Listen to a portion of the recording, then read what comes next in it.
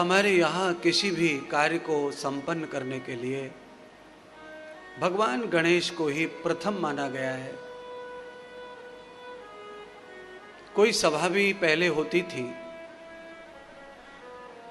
उन सभाओं में भी गणेश का स्थापन किया जाता था।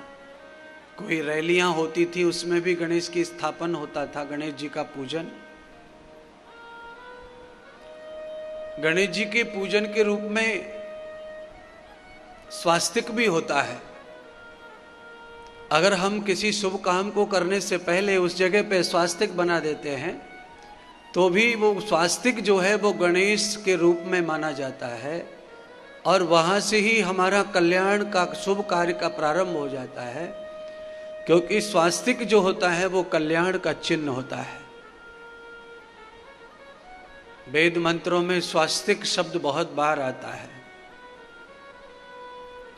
अथर्वशीर्ष बोलते हैं, उसमें भी स्वास्तिक शब्द का प्रयोग मंत्र से किया जाता है। या कोई आप तिलक चंदन लगाते हैं, उसमें भी स्वास्तिक शब्द का प्रयोग होता है। पहले ही शब्द स्वास्तिक है। स्वस्ति पंथाम स्वस्ति न इंद्रो स्वस्तये वायु मुब्रमामहे। ये बहुत सारे शब्द हैं ऐसे जिनमें स्वास्तिक शब्द है, स्वस्ति शब्द है। और इन मंत्रों का जो अर्थ है, इन अर्थ से हमें समझ में आता है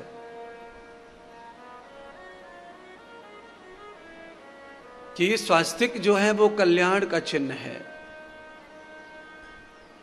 इससे हमारा कल्याण होगा ये निश्चित होता है, हमें एहसास होता है, हमारी मान्यता है। कल्याण कब होगा, कैसे होगा नहीं पता है, पर हम जानते हैं कि ये जो चिन्ह है स्वास्तिक का, ये शुभ को संकेत करता है, शुभ संरचना को, शुभ को बताता है कि ये शुभ है। इसीलिए चाहे सगाई हो, लग्न हो, विवाह हो या रुक्का हो, लड़का लड़की का पक्का हो, रोकना हो, ठहराव हो, तो हम लोग स्वास्तिक तो डालते हैं चौकी चौरंग के ऊपर। चावल का स्वास्तिक बनाते हैं, उस पर बिठाते हैं दूल्हा दुल्हन को।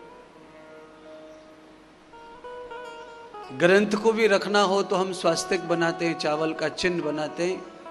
आरती करके देवताओं की अगर हमें रखनी हो जमीन पर तो उसके नीचे भी पानी का स्वास्तिक बनाते हैं। अगर हमें नैवेद्य भी परोसना है तो थाली के नीचे भी हम पानी का स्वास्तिक बनाते हैं।